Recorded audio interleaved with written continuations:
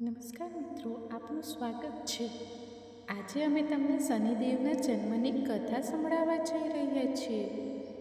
કઈ કઠિન પરિસ્થિતિમાં શનિદેવનો જન્મ થયો અને તેઓ ન્યાયના દેવતા કેવી રીતે બન્યા, સાંભળો શનિદેવની આ મહાન કથા.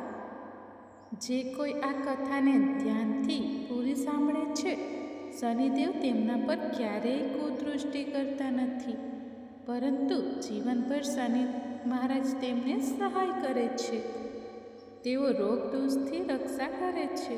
તેમના પર લાગેલા તમામ ખોટા આરોપોનો નાશ થાય છે. વ્યક્તિને સમાજમાં તરત જ માન સન્માન અને કીર્તિ પ્રાપ્ત થાય છે. તેથી શનિદેવની કૃપા મેળવવા માટે તમે પણ આ કથાને ધ્યાનપૂર્વક અવશ્ય સાંભળો અને વિડીયોને લાઈક જરૂર કરો. તો ચાલો તમને સંભળાવીએ શનિ મહારાજની કથા. સૂર્યદેવનો પ્રખર પ્રકાશ અને ક્ષણનાની વ્યથા. પ્રાચીન કાળની વાત છે. સ્વર્ગના આકાશમાં ભગવાન સૂર્યદેવ પોતાના અસાધારણ તેજ અને પ્રકાશ સાથે ઝળહળી રહ્યા હતા. તેમનું તેજ એટલું પ્રખર હતું કે દેવો અને માનવો સૌના માટે તેઓ જીવનનો સ્ત્રોત હતા. સૂર્યદેવના લગ્ન વિશ્વકર્માની પુત્રી દેવી ક્ષન્ના સાથે થયા હતા. ક્ષન્ના કોમળ સ્વભાવની અને પતિવ્રતા હતી, પરંતુ સૂર્યદેવના તેજને સહન કરવું તેમના માટે મુશ્કેલ બની રહ્યું હતું. સૂર્યદેવના પ્રકાશ અને તાપથી ક્ષન્ના દિવસ પ્રતિદિવસ વધુ વ્યાકુળ રહેવા લાગી. સૂર્યદેવ પોતાના તેજમાં મગ્ન હતા, પરંતુ ક્ષન્ના મનોમન ખૂબ વિચલિત હતી. એક દિવસ સૂર્યદેવે ક્ષન્નાને સ્નેહપૂર્વક પૂછ્યું, દેવી, તું આટલી ચિંતિત અને થાકેલી કેમ દેખાય છે? ક્ષન્નામાં એટલું સાહસ ન હતું કે તે સૂર્યદેવને પોતાની વ્યથા જણાવી શકે, પરંતુ મનમાં તે સતત વિચારતી હતી કે સૂર્યના તેજને કેવી રીતે સહન કરવું અથવા કેવી રીતે ઓછું કરવું. સમય જતાં ક્ષન્નાએ સૂર્યદેવના 3 સંતાનોને જન્મ આપ્યા. 2 પુત્ર વૈવસ્વત, મનુ અને યમરાજ તથા 1 પુત્રી યમુના. માતૃત્વ હોવા છતાં સૂર્યની પ્રચંડ તપીસ તેમને સતાવતી રહી. અંતે ક્ષન્નાએ કઠિન નિર્ણય લીધો. તેમણે નિશ્ચય કર્યો કે તેઓ તપસ્યા દ્વારા પોતાની શક્તિ વધારશે અથવા કોઈ એવો ઉપાય શોધશે કે જેથી સૂર્યદેવનું તેજ કોઈક રીતે ઓછું થઈ શકે. પરંતુ બાળકોને છોડીને તપ કરવા જવું સરળ ન હતું. એક દિવસ દેવી ક્ષન્નાએ નિશ્ચય કર્યો કે તેઓ પોતાની છાયાને પોતાના સ્થાને મૂકીને થોડા સમય માટે સંસારમાંથી અદૃશ્ય થઈ જશે. ત્યારે ક્ષન્નાના શરીરમાંથી ધીમે ધીમે એક પડછાયો પ્રગટ થવા લાગ્યો. તે ક્ષન્નાના જ સમાન સ્વરૂપવાળી સ્ત્રી હતી, જેનું નામ ક્ષન્નાએ પ્રેમપૂર્વક છાયા રાખ્યું. ક્ષન્નાએ છાયાને વિનમ્રતાથી કહ્યું, હે છાયા, તું મારું રૂપ ધારણ કરીને સૂર્યદેવની સેવા કરજે અને બાળકોનું ધ્યાન રાખજે. જ્યાં સુધી હું પાછી ન આવું ત્યાં સુધી તું જ તેમની માતા અને મારી પ્રતિનિધિ બનીને રહેજે. છાયાએ વિનમ્રતાથી માથું ઝુકાવીને જવાબ આપ્યો, તમે નિશ્ચિત રહો દેવી, હું તમારા ધર્મનું પાલન કરીશ. આ રીતે ક્ષન્ના પોતાની જીવન છાયાને ઘર અને પરિવારની જવાબદારી સોંપીને ત્યાંથી પ્રસ્થાન કરવા તૈયાર થઈ. ક્ષન્ના છુપી રીતે પોતાના પિતા વિશ્વકર્માના ઘરે પહોંચી. પિતાએ અચાનક દીકરીને દરવાજે જોઈ તો આશ્ચર્યચકિત થઈ ગયા. વિશ્વકર્માએ કડક અવાજમાં પૂછ્યું, બેટી, તું અહીં જાણ કર્યા વિના કેમ આવી ગઈ? પતિનું ઘર છોડવું અક્ષમ્ય છે. વ્યથિત ક્ષન્નાએ જવાબ આપ્યો, પિતાશ્રી, સૂર્યદેવના તેજથી હું અત્યંત પીડિત છું. તેમની અનંત પ્રતાપી જ્વાળામાં મારું જીવન દુઃખસહ્ય બન્યું ગયું છે. મેં તમારી આજ્ઞા વિના જ ઘર છોડ્યું. આ મારો અપરાધ છે. પરંતુ મારા સ્થાને મારી છાયા મારા પતિ અને બાળકોની સેવા કરી રહી છે. વિશ્વકર્મા આ સાંભળીને ક્રોધિત થયા. તેમણે સમજાવ્યું કે પતિને કહ્યા વિના છોડી દેવું અને પિતાના ઘરે આવવું ધર્મ વિરુદ્ધ છે. વિશ્વકર્માએ આદેશ આપ્યો કે ક્ષણના તરત જ પોતાના પતિ પાસે પાછી જાય. છન્નાએ પિતાની ઠપકો તો સાંભળ્યો, પણ મનમાં નક્કી કર્યું કે તે સીધા સૂર્ય પાસે પાછી નહીં જાય. તેમણે નિશ્ચય કર્યો કે પહેલાં પોતાની ક્ષમતા વધારવા માટે કઠોર તપસ્યા કરશે. પછી દેવી છન્ના ત્યાંથી ચૂપચાપ નીકળી ભાગી અને ઉત્તર કુરુના ગીર જંગલોમાં પહોંચી. પોતાના રૂપ લાવણ્યને કારણે કોઈ ઉપદ્રવથી બચવા માટે છન્નાએ ત્યાં એક ઘોડી અશ્વિનીનું રૂપ ધારણ કરી લીધું. ઘોડીના રૂપમાં દેવી છન્નાએ સૂર્યદેવના તેજને સૌમ્ય બનાવવાની ઈચ્છાથી કઠોર તપ શરૂ કરી દીધું. તે ઘોર તપસ્યામાં લીન થઈ ગયા. બીજી તરફ છન્નાના મહેલમાંથી અચાનક ગાયબ થઈ જવા છતાં સૂર્યદેવને જરાય આભાસ ન થયો કે તેમની વાસ્તવિક પત્ની ત્યાં નથી. છાયાએ મોટી કુશળતાથી છન્નાને સ્થાને પોતાને ઢાળી લીધા હતા. તે છન્નાની જેમ જ બોલતી, ચાલતી અને વ્યવહાર કરતી, બાળકોની સંભાળ લેતી અને સૂર્યદેવની સેવા કરતી હતી. છાયા મનોમન દેવતાઓના દેવ મહાદેવ શિવની પરમ ભક્ત હતી. છન્નાના વચન અનુસાર તે તન મનથી સૂર્યદેવની સેવા તો કરતી, પણ હૃદયમાં ભગવાન શિવની આરાધના પ્રતિપળ ચાલતી રહેતી. થોડા સમય પછી છાયાએ એક દિવસ અણધાર્યા રીતે પોતાને ગર્ભવતી અનુભવી. સૂર્યદેવના તેજથી તે ગર્ભ ખૂબ જ ઉર્જાવાન હતો. છાયાએ મનોમન ભગવાન શિવનું સ્મરણ કર્યું અને નિશ્ચય કર્યો કે તે આ ગર્ભસ્થ શિશુ માટે કઠોર તપ કરશે, જેથી બાળકને શિવની કૃપા પ્રાપ્ત થાય અને કોઈ અનિષ્ટ ન થાય. હવે છાયા દરરોજ સૂર્યલોકમાં રહીને પણ ઘોર તપનું પાલન કરવા લાગી. ગર્ભવતી હોવા છતાં છાયા વહેલી સવારે સૂર્યના પ્રથમ કિરણ સાથે ઉઠતી અને ભગવાન શંકરનું ધ્યાન ધરતી. તેજસ્વી સૂર્યના કિરણો સીધા તેમના શરીર પર પડતા, પણ છાયા તે કિરણોની પરવા કર્યા વિના ભૂમિ પર ઉઘાડા પગે ઊભી રહીને ભગવાન શિવનું નામ જપતી રહેતી. છાયાના આ અટલ તપ અને નિર્જળ વ્રતનો પ્રભાવ તેમના ગર્ભ પર પણ પડ્યો. સૂર્યદેવના તીક્ષ્ણ કિરણો સીધા ગર્ભસ્થ શિશુ પર પડી રહ્યા હતા. ઉપરથી માતા અંજળ વિના તપસ્યામાં લીન હતી. આ દ્વ્યસરીય સાધનાના પરિણામ સ્વરૂપ ગર્ભસ્થ શિશુનો વર્ણ ધીમે ધીમે અંધારા જેવો કાળો થવા લાગ્યો. સમય આવતા છાયાએ એક પુત્રને જન્મ આપ્યો. નવજાત બાળકે જન્મ લેતા જ જોરદાર રુદન ધ્વનિ સાથે પોતાની હાજરી નોંધાવી. આ બાળક બીજાઓ કરતાં ભિન્ન હતું. તેનું શરીર એકદમ શ્યામ હતું, આંખો તીક્ષ્ણ હતી અને મુખ પર અજીબ તેજ હતું. સૂર્યદેવને જ્યારે સમાચાર મળ્યા કે પુત્રનો જન્મ થયો છે, તો તેઓ પ્રસન્ન થયા અને ઉત્સુકતાપૂર્વક શિશુને જોવા આવ્યા. જેવી સૂર્યદેવની દૃષ્ટિ બાળક પર પડી, તેનું મુખ આશ્ચર્ય અને મૂંઝવણથી ખુલ્લું રહી ગયું. આ શું છે? તેનો રંગ આટલો કાળો કેમ છે? સૂર્યદેવના મુખમાંથી અનાયાસે નીકળી ગયું. નવજાત શિશુનો શ્યામ વર્ણ જોઈને સૂર્યને આશ્ચર્ય થયું અને તરત જ તેમના મનમાં સંશયના વાદળો ઘેરાયા. તેમણે મનમાં વિચાર્યું કે તેમના તેજસ્વી રક્ત સેના વંશમાં આવો કાળો બાળક કેવી રીતે જન્મી શકે. પળવારમાં પ્રસન્નતા ક્રોધમાં બદલાઈ ગઈ. સૂર્યદેવની ભ્રમણ તણાઈ ગઈ અને આંખો લાલ થઈ ગઈ. છાયા તેમના મનોભાવ સમજીને ગભરાઈ ગઈ. તેમણે શાંત સ્વરમાં સમજાવવાનો પ્રયાસ કર્યો. હે દેવ, બાળકનો વર્ણ સંભવતઃ મારા કારણે શ્યામ થયો છે.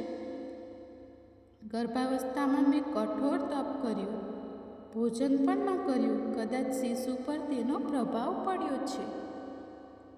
પરંતુ ક્રોધમાં અંધ બનેલા સૂર્યદેવ પર છાયાની વાતોની કોઈ અસર ન થઈ. સૂર્યદેવ એક ડગલું આગળ વધ્યા અને ગર્જના કરતા બોલ્યા, જૂઠું ન બોલ. તને લાગે છે કે હું અજ્ઞાની છું? ચોક્કસ આ મારો પુત્ર નથી. નિશ્ચિતપણે તે મારી પીઠ પાછળ કોઈ છળ કર્યું છે. સૂર્યદેવે ભરી સભામાં પોતાની પત્ની પર પારકા પુરુષ સાથે સંબંધનો ઘૃણાસ્પદ આરોપ લગાવ્યો. છાયા આ સાંભળીને સ્તબ્ધ થઈ ગઈ. તેની આંખોમાંથી આંસુ વહેવા લાગ્યા. તેણે હાથ જોડીને સૂર્યદેવને વિશ્વાસ અપાવવાનો પ્રયાસ કર્યો. સ્વામી, આવો અનર્થ ન કરો. મેં હંમેશા તમારી સેવા કરી છે. તમારું અનાદર ક્યારેય નથી કર્યું. આ બાળક તમારો જ અંશ છે.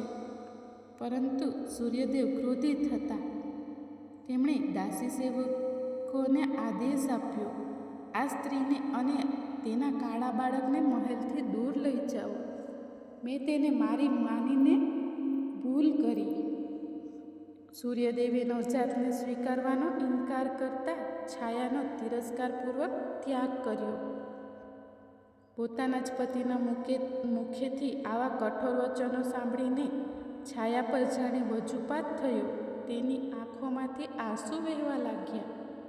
બીજી તરફ નવજાત શિશુજીને અપમાનનો પૂરો આભાસ તો ન હતો, પણ માતાના હૃદયદ્રાવક રુદને તેને વ્યાકુળ કરી દીધું.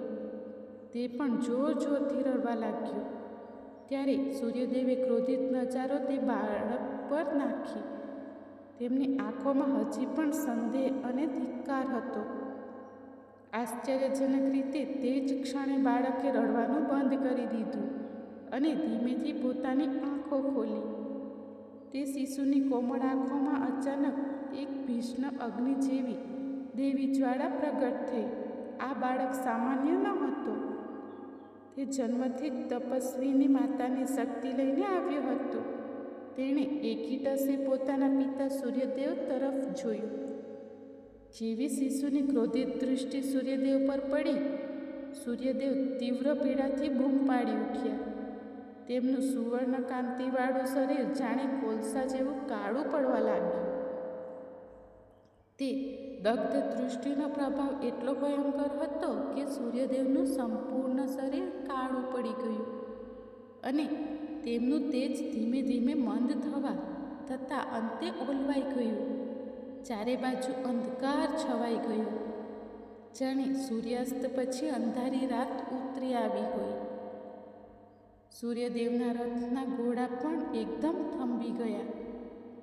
સૂર્યનો દિવ્ય રથ આકાશમાર્ગમાં રોકાઈ ગયો. આ અણધારી ઘટનાથી સમગ્ર સૃષ્ટિમાં હાહાકાર મચી ગયો. દિવસમાં જ ગાઢ અંધકાર ફેલાઈ ગયો.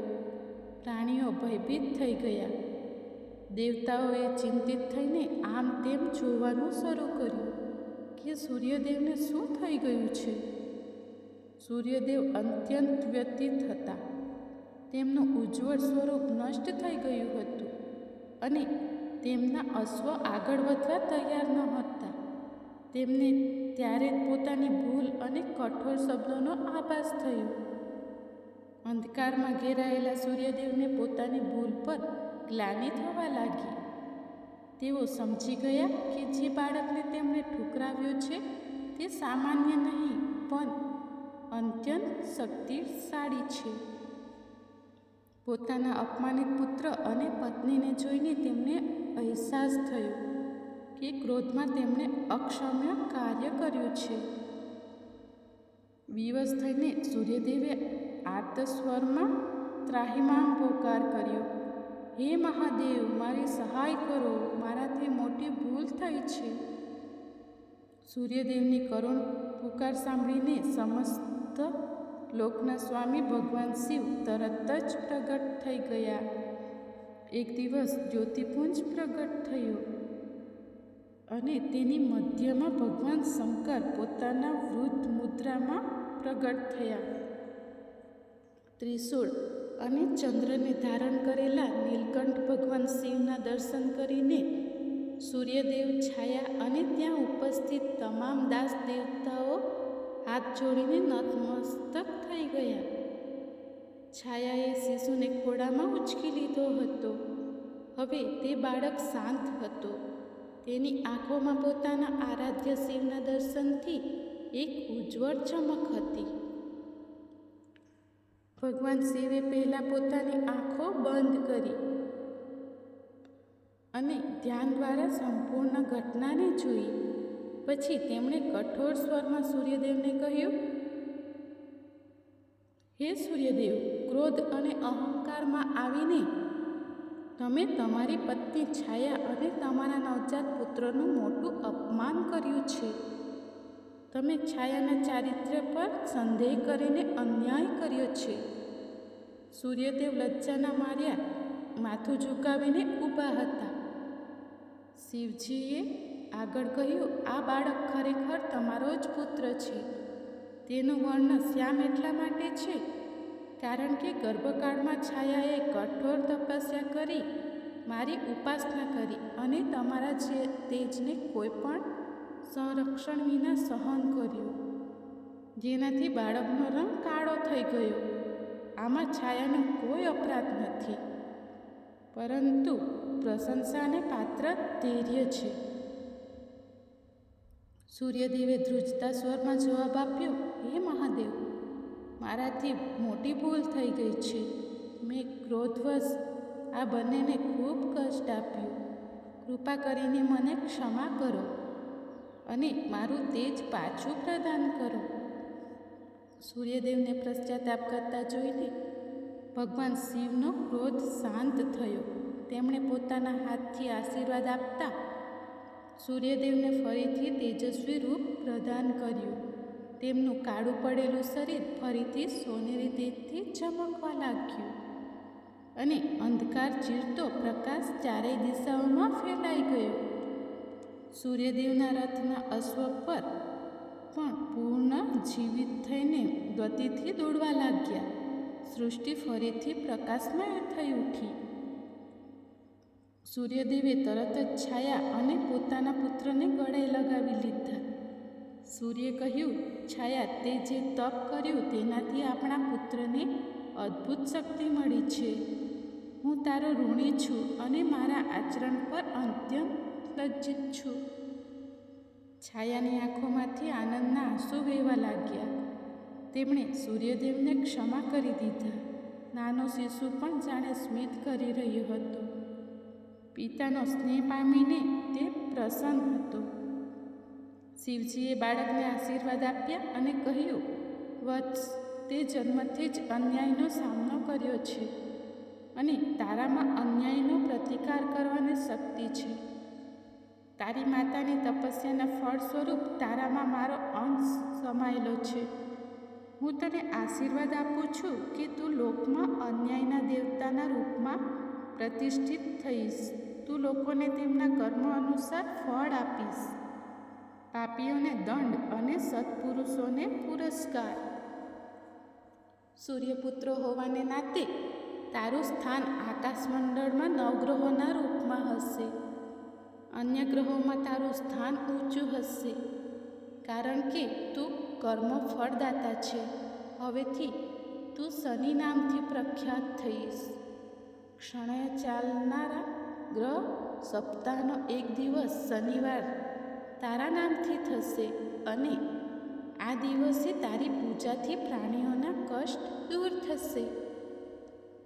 શિવના વચનોએ નવજાત શનિને જાણે પળવારમાં યુવાવસ્થાનું તેજ પ્રદાન કરી દીધું. સૌએ અનુભવ્યું કે તે બાળકના રૂપમાં એક મહાન શક્તિશાળી દેવતા પ્રતિષ્ઠિત થઈ રહ્યા છે. છાયાએ શિવજીને હૃદયથી પ્રણામ કર્યા અને બોલી, પ્રભુ, તમારી કૃપાથી જ મારા પુત્રને માન મળ્યું. મારી તપસ્યા સફળ થઈ. સૂર્યદેવે પણ શિવની સ્તુતિ કરી. શિવજી પ્રસન્ન થઈને અંતર્ધ્યાન થતાં પહેલાં બોલ્યા, યાદ રહે, શનિદેવ પ્રજાને તેમના કર્મનું ન્યાયપૂર્ણ ફળ પ્રદાન કરશે. તેમની દૃષ્ટિથી કોઈ પણ કર્મ છૂપું નહીં રહે. તમે સૌ તેમને આદર આપજો. ત્યાં ઉપસ્થિત જનોએ જય શનિદેવ, જય સૂર્યદેવ અને હર હર મહાદેવનો ઉદ્ઘોષ કર્યો. આ રીતે છાયાના તપથી ઉત્પન્ન થયેલા શ્યામ વર્ણના બાળક શનિને ભગવાન શિવના આશીર્વાદથી નવગ્રહોમાં મુખ્ય સ્થાન મળ્યું અને તેઓ જગતમાં કર્મ ફળદાતા ન્યાયના દેવતા બન્યા. કાળક્રમે જ્યારે અસલી માતા ક્ષણના પોતાની તપસ્યામાંથી પાછી ફરી ત્યારે સમસ્ત પરિવારનું પુનર્મિલન થયું. સૂર્યદેવે પણ પોતાની ભૂલમાંથી પાઠ શીખ્યો અને તમામ સંતાનોને સમાન સ્નેહ આપ્યો. શનિદેવ પોતાના પિતા સૂર્ય, માતા છાયા તથા જગતપિતા શિવ પ્રત્યે પૂર્ણ ભક્તિભાવ રાખતા પોતાના કર્તવ્ય પથ પર ચાલી નીકળ્યા. તેઓ ન્યાયના કઠોર છતાં નિષ્પક્ષ દેવતા તરીકે પ્રસિદ્ધ થયા. ખોટા કાર્યો કરનારાઓ પર તેમની દૃષ્ટિ કડક જરૂર હોય છે, પરંતુ ભક્તો અને ધર્મપરાયણ લોકો પ્રત્યે તેમનું હૃદય દયાળુ છે. આજે પણ હિન્દુ ધર્મમાં શનિદેવને એવા ગ્રહ માનવામાં આવે છે જે દરેક પ્રાણીને તેના કર્મનું યોગ્ય ફળ આપે છે. શનિદેવની કથા આપણને શીખવે છે કે તપ, ધૈર્ય અને ભક્તિથી પ્રાપ્ત શક્તિથી અન્યાયનો અંત સંભવ છે અને ઈશ્વરના ન્યાયમાં દરેક કર્મને ફળ અવશ્ય મળે છે. તો મિત્રો, ઉમ્મીદ છે કે તમને શનિદેવની આ કથા પસંદ આવી હશે. વિડીયો ગમ્યો હોય તો વિડીયોને લાઈક જરૂર કરજો અને કમેન્ટમાં જય શનિદેવ અવશ્ય લખજો. ધન્યવાદ મિત્રો.